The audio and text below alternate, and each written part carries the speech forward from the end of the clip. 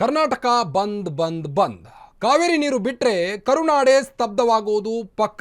ಬರದಿಂದ ಬೆಂದು ಹೋಗಿರುವಂತಹ ಕರ್ನಾಟಕದ ರೈತರು ಈಗ ಕರ್ನಾಟಕದ ರೈತರಿಗೆ ಬಿಗ್ ಶಾಕ್ ಎದುರಾಗಿದೆ.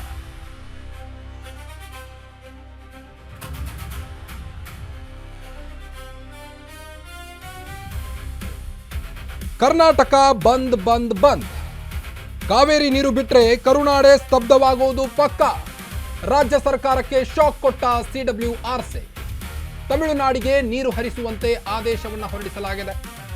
ಈಗಾಗಲೇ ಮಳೆ ಇಲ್ಲದೆ ಕರ್ನಾಟಕದ ಜನರು ತತ್ತರಿಸ್ತಾ ಇದ್ದಾರೆ. ಇದರ ಮಧ್ಯೆ ಪ್ರತಿನಿತ್ಯ 3500 ಕ್ಯೂಸೆಕ್ ನೀರು ಹರಿಸಲು ಆದೇಶ ಹೊರಡಿಸಿದ್ದಾರೆ ಸಿಡಬ್ಲ್ಯೂಆರ್ಸಿ. 15 ದಿನ ನೀರು ಹರಿಸುವಂತೆ ಆದೇಶವನ್ನ ನೀಡಿದೆ ಸಿಡಬ್ಲ್ಯೂಆರ್ಸಿ. ಸದ್ಯ ಸಿಡಬ್ಲ್ಯೂಆರ್ಸಿ ಆದೇಶವನ್ನ ರಾಜ್ಯ ಸರ್ಕಾರ ಒಪ್ಪುತ್ತಿಲ್ಲ. ರಾಜ್ಯದಲ್ಲಿ ಬರ ಇದೆ.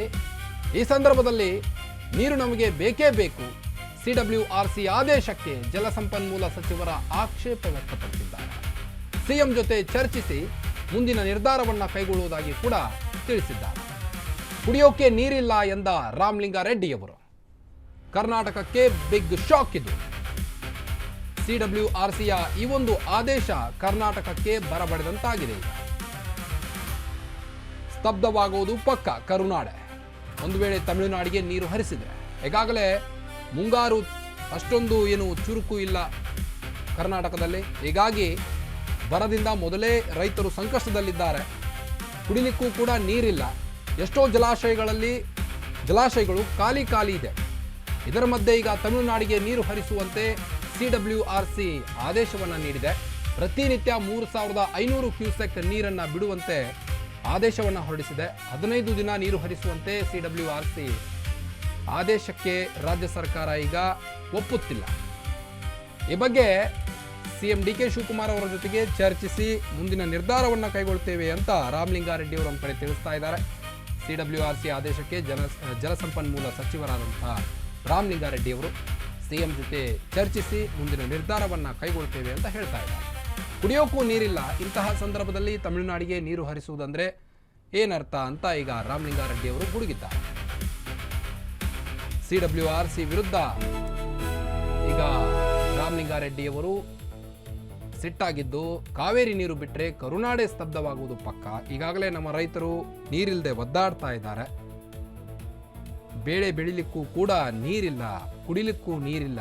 ಇಂತಹ ಸಂದರ್ಭದಲ್ಲಿ ಕರ್ನಾಟಕದಿಂದ ತಮಿಳುನಾಡಿಗೆ ಕಾವೇರಿಯನ್ನು ಹರಿಸಿದ್ರೆ ನಮ್ಮ ಜನರು ಪರದಾಡುವಂಥ ಪರಿಸ್ಥಿತಿ ಆಗುತ್ತೆ. ಹೀಗಾಗಿ ಡಿ ಕೆ ಶಿವಕುಮಾರ್ ಅವರು ಈಗಾಗಲೇ ಡೆಲ್ಲಿಗೆ ತೆರಳಿದ್ದಾರೆ. ಡೆಲ್ಲಿಯಿಂದ ವಾಪಸ್ ಆದ ನಂತರ ಅವರೊಟ್ಟಿಗೆ ಮೀಟಿಂಗ್ ಮಾಡಿ ಈ ಬಗ್ಗೆ ಸಿಡಬ್ಲ್ಯೂಆರ್ಸಿಯ ಆದೇಶದ ಬಗ್ಗೆ ಮುಂದಿನ ನಿರ್ಧಾರವನ್ನು ಕೈಗೊಳ್ತೇವೆ ಅಂತ ಜಲಸಂಪನ್ಮೂಲ ಸಚಿವರಾದಂಥ ರಾಮಲಿಂಗಾರೆಡ್ಡಿ ಅವರು ಆದೇಶವನ್ನು ನೀಡಿದ್ದಾರೆ. ರಾಜ್ಯದಲ್ಲಿ ಬರ ಇದೆ. ಇಂತಹ ಸಂದರ್ಭದಲ್ಲಿ ನೀರು ನಮಗೆ ಬೇಕೇ ಬೇಕು. ಯಾವುದೇ ಕಾರಣಕ್ಕೂ ತಮಿಳುನಾಡಿಗೆ ನೀರು ಹರಿಸುವುದಿಲ್ಲ ಅಂತ ಹೇಳ್ತಾ ಇದ್ದಾರೆ ಸಚಿವರು. ಒಂದು ಕಡೆ ಸಿಡಬ್ಲ್ಯೂಆರ್ಸಿ 15 ದಿನಗಳ ಕಾಲ ತಮಿಳುನಾಡಿಗೆ ನೀರು ಬಿಡಿ ಅಂತ ಹೇಳ್ತಾ ಇದೆ. 3500 ಕ್ಯೂಸೆಕ್ಗಳಷ್ಟು ನೀರನ್ನು ತಮಿಳುನಾಡಿಗೆ ಹರಿಸುವಂತೆ ಸಿಡಬ್ಲ್ಯೂಆರ್ಸಿ ಆದೇಶವನ್ನು ನೀಡಿದೆ. ನೀರು ಹರಿಸಿದರೆ ಕರ್ನಾಟಕ ಬಂದ್ ಮಾಡುವ ಎಚ್ಚರಿಕೆ ನೀಡಿದ್ದಾರೆ ಕನ್ನಡ ಪರ ಸಂಘಟನೆಗಳು. ಕರವೇ ರಾಜ್ಯಾಧ್ಯಕ್ಷರಾದಂಥ ಪ್ರವೀಣ್ ಕುಮಾರ್ ಶೆಟ್ಟಿ ವಾರ್ನಿಂಗ್ ಕೊಟ್ಟಿದ್ದಾರೆ. ಈಗ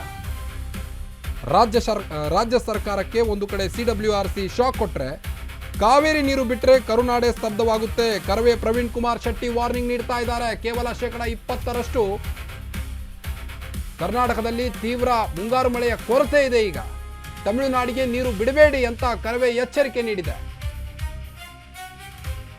ಈ ಬಗ್ಗೆ ಜಲಸಂಪನ್ಮೂಲ ಸಚಿವರಾದಂಥ ರಾಮಲಿಂಗಾರೆಡ್ಡಿ ಅವರು ಕೂಡ ಆಕ್ಷೇಪವನ್ನು ವ್ಯಕ್ತಪಡಿಸ್ತಾ ಇದ್ದಾರೆ. ಇದರ ಮಧ್ಯೆ ಈಗ ಕರವೇ ನಾಯಕರಾದಂಥ ಪ್ರವೀಣ್ ಕುಮಾರ್ ಅವರು ಕೂಡ ವಾರ್ನಿಂಗ್ ಕೊಟ್ಟಿದ್ದಾರೆ. ರಾಜ್ಯದಲ್ಲಿ ಬರ ಇದೆ. ಇಂತಹ ಸಂದರ್ಭದಲ್ಲಿ ತಮಿಳುನಾಡಿಗೆ ನೀರು ಬಿಡೋದಂದ್ರೆ ಏನರ್ಥ? ನಮ್ಮ ರೈತರಿಗೆ ನೀರಿಲ್ಲ, ಅಂಥದ್ರಲ್ಲಿ ಕುಡಿಲಿಕ್ಕೂ ಕೂಡ ನೀರಿಲ್ಲ ನಮ್ಮ ಜನರಿಗೆ. ಅಂಥದ್ರಲ್ಲಿ ತಮಿಳುನಾಡಿಗೆ ನೀರು ಬಿಡೋದಂದ್ರೆ ಆಗಲಾರದ ಮಾತು ಅಂತ ಹೇಳ್ತಿದ್ದಾರೆ ಪ್ರವೀಣ್ ಕುಮಾರ್ ಶೆಟ್ಟಿ ಅವರೀಗ. ಕರ್ನಾಟಕದಲ್ಲಿ ತೀವ್ರ ಮುಂಗಾರು ಮಳೆಯ ಕೊರತೆ ಇದೆ. ಕೇವಲ 20% ಮಾತ್ರ ಮಳೆಯಾಗಿದೆ ಈ ಬಾರಿ ಕರ್ನಾಟಕದಲ್ಲಿ. ಹೀಗಾಗಿ ತೀವ್ರ ಮುಂಗಾರಿನ ಕೊರತೆಯಿಂದ ಜನರು ಪರದಾಡುವಂಥ ಪರಿಸ್ಥಿತಿ ಇದೆ ಕರ್ನಾಟಕದಲ್ಲಿ. ಇದರ ಮಧ್ಯೆ ಈಗ ತಮಿಳುನಾಡಿಗೆ ನೀರು ಬಿಡುವಂತೆ CWRC ಆದೇಶ ನೀಡಿದೆ. 3500 ಕ್ಯೂಸೆಕ್ ನೀರನ್ನು ಪ್ರತಿದಿನ 15 ದಿನಗಳವರೆಗೆ, ಪ್ರತಿನಿತ್ಯ 15 ದಿನಗಳವರೆಗೆ ನೀರು ಬಿಡುವಂತೆ ಆದೇಶವನ್ನು ಮಾಡಿದೆ. ಹೀಗಾಗಿ DK ಶಿವಕುಮಾರ್ ಅವರೊಟ್ಟಿಗೆ ಮೀಟಿಂಗ್ ಮಾಡಿ ಈ ಬಗ್ಗೆ ಆದೇಶವನ್ನು CWRC ಆದೇಶದ ಬಗ್ಗೆ ತಿಳಿಸ್ತೇವೆ ಅಂತ ಒಂದು ಕಡೆ ರಾಮಲಿಂಗಾರೆಡ್ಡಿ ಅವರು ತಿಳಿಸಿದ್ದಾರೆ.